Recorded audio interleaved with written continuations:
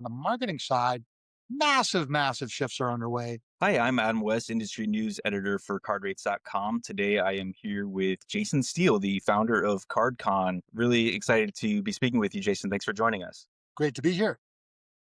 So Jason has been leading CardCon for 10 years now. This is the 10th anniversary of CardCon, so a very special year for CardCon. Why did you choose Phoenix? I know we were in South Florida last year. What was it that was exciting about Phoenix for you? Yeah, well, everyone always says, let's go someplace warm and fun. And it turns out Phoenix in April has a 0% chance of rain. From the people who've endured the winter in the Northeast this year, I think they'll appreciate it. Definitely. Also, there's a great golf resort there, this Wigwam Hotel that we're staying at, which is a historic property that I just fell in love with. Well, I can't wait. I had a blast last year in Fort Lauderdale, so can't wait to see what Phoenix is all about. This is actually only my second time in Phoenix, and the first time I was like 12 years old going to the Grand Canyon, and so it'll be a totally different experience, I'm sure. Okay, so for people who may not know, obviously the two of us here in the room do know, but what is CardCon and who is it built for? Yeah, CardCon has started as the conference for financial media, and over the years, it's evolved into a financial marketing forum. And we're kind of adding that to the official name this year. So, who you're going to find there? Of course, card issuers. You're going to find the major financial affiliate marketing platforms. You're going to find other financial institutions and fintechs. You're even going to find credit bureaus, credit scoring companies, and of course, the media people like yourself, people like all the different outlets I've written for, and a lot of their product managers, their partnership managers, and even agencies as well. Yeah, great. Yeah, I will say last year was my first CardCon, but I enjoyed it thoroughly. I thought it was a smaller conference, but I actually thought that that was kind of a strength because it was like the right people were there. And maybe this leads into my next question. But when you decided to create CardCon 10 years ago, like what problem were you trying to solve in the space? Well, we would get some credit card experts like myself together, maybe for a dinner. And before we know it, they'd be running the vacuum cleaners and stacking the chairs because we were just hanging out all night talking to each other because that was the only forum for people who are very interested in credit cards to get together, a professional forum. And so I quickly said, hey, we need our own day. And the first 3 years, 17, 18, 19, we were partnered with the FinCon conference. In 20, we held it in my living room over Zoom, as did so many other events. A lot of other events that year. It was a very, very weird year. At the end of 2020, people say, how was CardCon? I said, it was great. Let's never do this again. Yeah, you didn't even leave the couch. Didn't want to ever do a virtual event again. We all, I think, learned the value of in-person events, which we're kind of relearning now with AI. Virtual events are just no substitute for being in the room with someone, playing around a golf, drinking a beer, whatever it is. And we'll have that chance to do that here again at CardCon. It's now, and it's so, I guess it would be the sixth year as an independent event. We go to a different location every year. The most popular question I get every year at CardCon is, where's it going to be next year? 'Cause I think a lot of us are who are into credit cards, are also into travel. They kind of go hand in hand, and we all want to go somewhere new and visit somewhere new. I think if I held it the same place every year, it'd get kind of boring. Okay, we'd get kind of bored over time. Oh yeah, same place, same time next year. See you bye. And we always have an exciting. I haven't yet held it at the same place twice. Eventually, we'll run out of any. Yeah. Well, there's lots of great places to visit in the country, so hopefully that's not going to be a problem. But yeah, I remember last year I heard that question a lot, and I think you were already looking at a few spots, including Phoenix. So maybe we'll get a little bit of a sneak preview this year. I will say I'm going to be traveling a little further this year for it. Being in Florida last year, I just had maybe a 3 or 4 hour drive down to the event. And this year, I'm going to be getting on a plane, getting over to Arizona. But definitely really excited about being there on the ground. So I want to talk about how CardCon has evolved over the years. You already kind of mentioned it's become its own freestanding event. It's become a bit broader in terms of welcoming people from the affiliate side of the equation. Is there anything else that's kind of different about Card? Well, in years past, I've noticed that people were holding conversations and such that had nothing to do with credit cards. That had to do with deposit accounts, personal loans, with other financial products.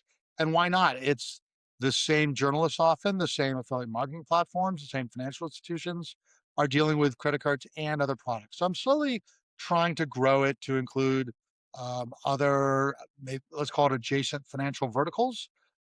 You mentioned it's a small conference. That's true. We have about 200 people, but the best advertisement for the event, what people often ask me is who's going to be there. I send them a list of the previous year's attendees, and that grabs their attention because they see all the major card issuers, they see all the major affiliate networking platforms, they see the most influential outlets, media, and unlike, say, I don't know, Money 2020 or Affiliate Summit West, they're not meeting hundreds of people for every, maybe not hundreds, but dozens of people for every person that they plan on doing business with. So the networking becomes very efficient. I mean, it's a probably a challenge to meet 200 people in the course of 2 or 3 days, but to the extent that you can, you're going to find a very large number of those people are the kinds of people you were hoping to meet. Yeah, definitely.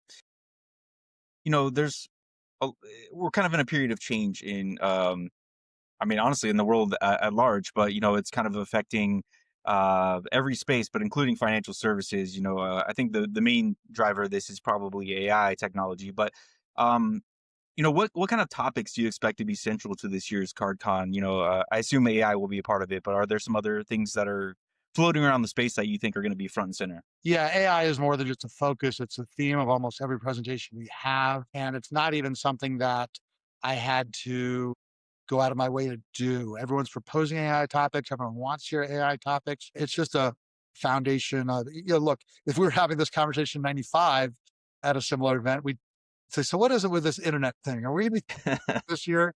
And the answer would be, you know, it's not a theme. It's all we're going to be talking about going forward. And just like the internet was, I'm old enough to remember when the internet was a buzzword and then it was just part of the fabric of business. AI is clearly becoming that. Um, we're looking at alternative platforms in financial marketing is one of the very interesting topics I'm looking forward to exploring. Topics like social media marketing is big. There's just, I mean, the agenda's online. Anyone could go take a look at it now at cardconexpo.com. But I'm trying to get a very broad variety of speakers. And I'm not, not just from different companies, different roles, certainly, people of diverse backgrounds is important to me. And I think the audience is going to come away impressed with all the varying backgrounds we have from card issuers and other financial institutions, both including banks and credit unions. We have airlines, we have reward programs, we have credit scoring programs, and so forth. So I think you're going to get a lot of different viewpoints out of this. For people who have never been to a CardCon, and maybe even for people who have been to a CardCon, like what can the attendees expect when they show up at the Wigwam this year? Yeah, well, one of the things I like to do with CardCon is, first of all, I recognize the balance between wanting to have great content and needing to have the opportunity to make uh, the right connections. I mean, everyone tells me, they go back to their office, their boss says, "How is this CardCon thing?" They don't want to hear, "I heard some interesting presentations." They want to hear, "I made some great connections. We're going to do some great business with the people I met this year." And so, to that extent, we have an hour long kind of coffee and pastry, kind of light breakfast reception in the morning, half an hour breaks, which is unusual for a conference, an hour and a half for lunch, which is also unusual. We have lots of evening events going on from our sponsors, so they're going to get a surplus, not a surplus, but a wealth of networking time. But secondly, we're also going to have a good time. Now, don't tell your boss this because I renamed the Tuesday. We used to call it the fun day. Now we're calling it the networking day. So it's very easy to get permission to come out to Phoenix another day. But it's true. I mean, we are going to have fun in the morning. We'll have your choice of golf, tennis, pickleball, or a short hike, or easy hike, I should say, followed by a lunch reception and a poolside reception and more receptions that evening. So, someone came up to me last year and said, "I networked the heck out of that day," meaning they went all in and I don't know if they came with a stack of business cards or what they did, but their goal was to meet as many people as possible. And that really made the event for them worthwhile. So we're going all in once again. PenFed is our sponsor of the networking day, and we're excited to have them back. And it's kind of a way to break the ice. And some of the most regretful moments I've had in business where I've gone to wonderful, beautiful, amazing places and spent the whole day or the whole trip in an air-conditioned conference room. And upon leaving, I said, "What did I do here? I went to New Orleans and barely left the hotel. That's criminal." So, we do have a kind of an all-inclusive resort here. So even if you don't leave the resort, you'll get to be outside in the sun. I think the average temperature is something like 78 or 82. Is actually pretty mild for the dry west. Definitely. It's just gorgeous. So, Jason, where do you see the credit card space going over the next few years, and what role do you want CardCon to play in that future? Well, I mean, there's the credit card space as it affects consumers, which is, we all know the trends of coupon book, in the premium cards. There are other trends that we see when credit tightens or expands. There's competition with BNPL and things like that. There's even competition with debit cards, surprisingly, are making a comeback. And we'll be discussing that at CardCon.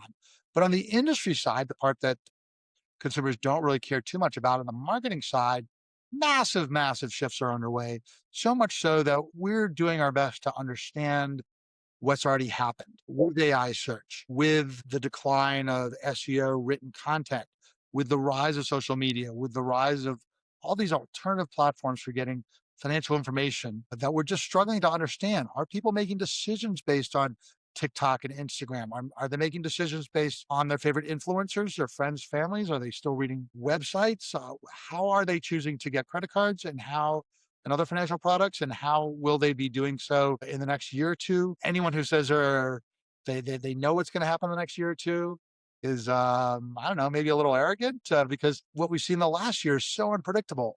I have people reaching out directly to me personally, and I do award travel consulting for individuals, and they say they found me on AI, and AI told them to reach out to me and give me a call and ask me what credit cards they should be using.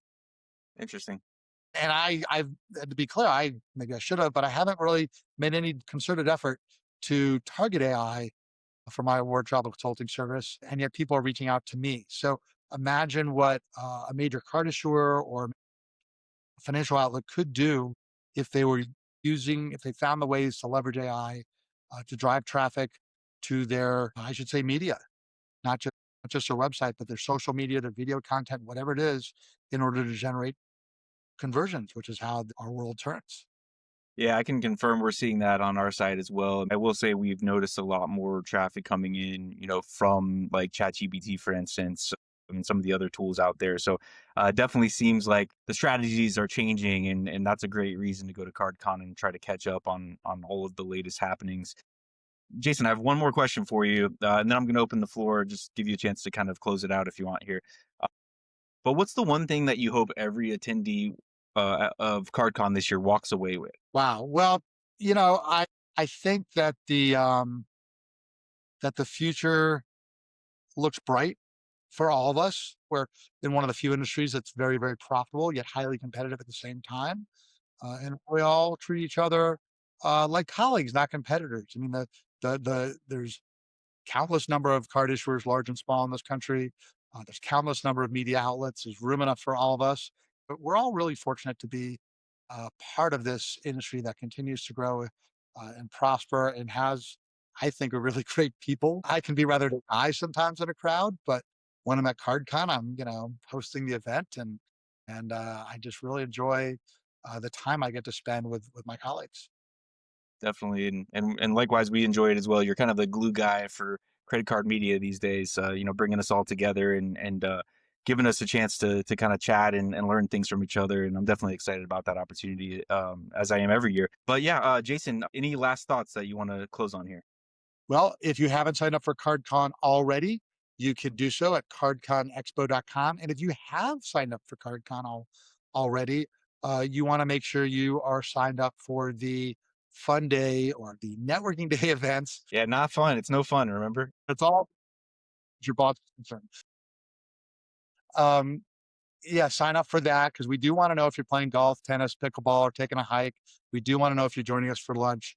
The link to that form is on the website. Bring your bathing suit. There's a number of pools at the Wigwam Resort. If you're a golf player or a tennis player, bring the appropriate equipment or just rent it when you're there. Look forward to a good event. I judge my events, obviously I judge them by the business that I am able to win when I attend event. But I'll come home and, tell my family, my friends, hey, I had a good time. I'm looking forward to next year. Maybe to answer your previous question, I'd like for this event to win on both counts. Yeah, I made some good business connections, and I also had a good time. So I'll definitely be back next year. That's what I want to hear from the attendees. Jason, just wanted to say I'm looking forward to seeing you here in person here in a couple of weeks. Also, thank you for taking the time to chat today. My pleasure.